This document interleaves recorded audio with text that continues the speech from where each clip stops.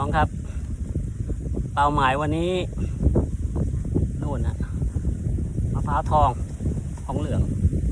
เดี๋ยวเราจะมาดูว่าลมแรงนะกองกระพือเลยว่ะว่าหวานหรือไม่หวานแก่แล้วหรือยัง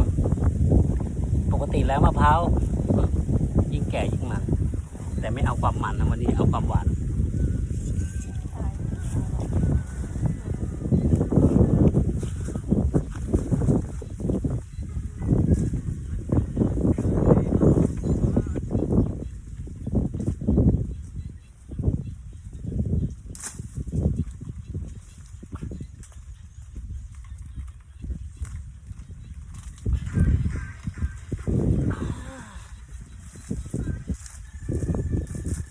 ได้มะพร้าวทองคำแล้วครับ